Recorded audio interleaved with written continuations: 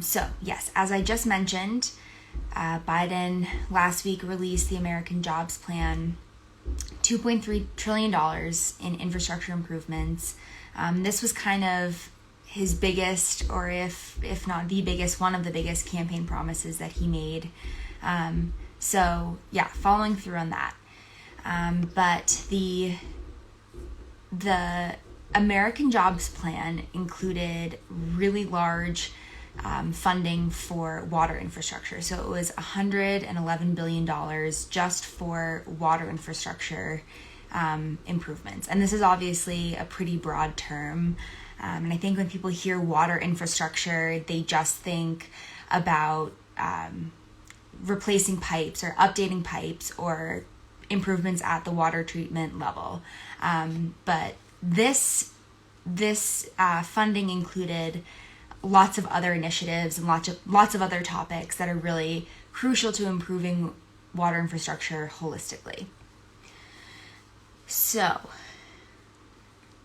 first, kind of the most important, in my opinion, and the improvement that we've kind of been waiting for several administrations, is just a sweeping plan to figure out lead pipes and lead infrastructure in the U.S. So $45 billion under the American Jobs Plan, $45 billion is going to be allocated to eliminate all lead service lines and pipes. So this is a really significant promise, obviously. And when I first read this, the term "all" it's a pretty big promise. And I'm not entirely confident that this is possible with just $45 billion. So it's estimated that 6 to 10 million homes in the U.S. still receive water from a lead service line or a lead pipe. And so that's a significant amount of people. And replacing those pipes and service lines is an extremely invasive process. I mean, like, you literally have to dig up streets, section by section, replace the lead line, and it's time consuming. It's, again, super invasive. And something that a lot of people actually aren't aware of is that your lead levels will actually increase the first few months after that lead service line or a section of a service district is replaced. And we wrote a really in-depth article about this that's linked in our bio, just talking about why lead levels actually increase and why it's not really talked about all that much, and why it's important to at least be aware of that. So for even just a bit more context as to why I'm skeptical of this $45 billion allocation, is that the city of Chicago alone, which I just saw Michael Ramos join in here. So the city of Chicago alone, it's estimated that it will cost $8.5 billion just to replace the lead pipes in Chicago. And that doesn't include some of the residential improvements that homeowners will actually have to pay themselves. So that's kind of $8.5 billion just for one city when we only have a pot of money that's $45 billion. Again, not super confident that it can be done, but this is obviously a really great place to start, and it's been a long time coming. So that's kind of the deal on lead infrastructure. So next we have $56 billion, which is going to be allocated to, and I'm taking this directly from the plan, modernize America's drinking water, wastewater, and stormwater systems, tackle new contaminants, and support clean infrastructure across rural America. So this is obviously extremely vague, but these funds are going to go directly to states, tribes, and territories, and they'll be able to determine at their discretion how best to implement this money. And I actually think that's a really, really great approach, because obviously states, tribes, and territories understand the types of infrastructure improvements, especially pertaining to water better than the federal government. So I think that $56 billion can go a really, really long way. So I was also really excited to see that PFAS were included in the American Jobs Plan. And so if you have never heard of PFAS, which, it's becoming a really popular term and popular contaminant in the US, in the media especially, PFAS are a category of cancer-causing contaminants that have been found in drinking water systems across the country.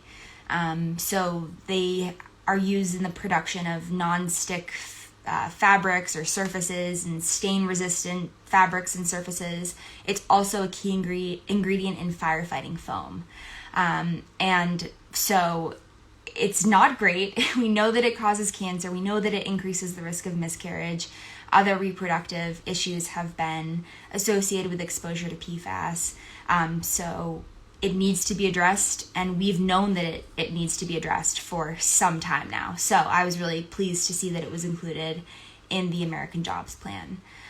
So $10 billion is going to be allocated to monitor and remediate PFAS in drinking water, as well as smaller rural water systems, private wells, and wastewater systems, including drainage fields. So $10 billion, again, it's a starting place. Definitely won't tackle PFAS across the entire country.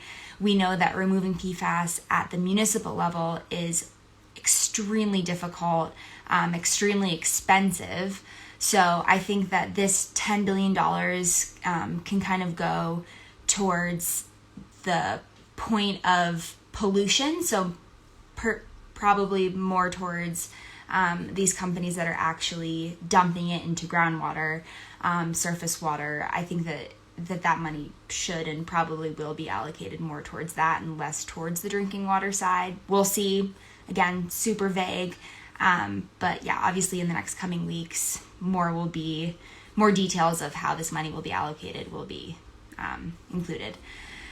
And then finally, $16 billion in funding to plug oil and gas wells that we obviously know pollute drinking water, particularly private wells. So I think we've talked about this in previous Instagram lives, but if you remember the video of the woman, I believe in Ohio, turning on her faucet and then putting a match to the water lights on fire, because she lived near a fracking injection well.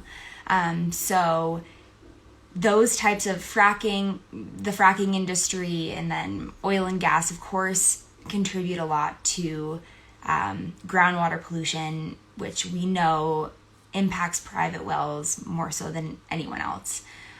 So that $16 billion, really looking forward to see how that's going to be allocated across states. So that's kind of the quick, brief rundown of the American Jobs Plan and all of the things that were included regarding drinking water. So obviously we're still kind of learning the details about this plan, and so I think this is probably a good starting place for some people to research a little bit into the plan. And we also have links in our bio about some of the things that I talked about today, like the lead levels increasing once you replace a section of a service district. So yes, I think that's about it. But thanks for watching, and we'll have an article just strictly about the American Jobs Plan and drinking water up on our blog this afternoon. So definitely check it out, give it a read. And yeah, we're excited to see where this $111 billion funding is going to take us in improvements to water infrastructure. So if you have any questions, you can DM us. Our Instagram handle is Hydroviv_H2O. You can send us an email at hello@hydroviv.com, and one of our water nerds can answer any questions you might have about this particular infrastructure plan or anything else regarding drinking water for that matter. So I hope everyone has a happy Wednesday, and we'll see you all next week. Thanks for joining in.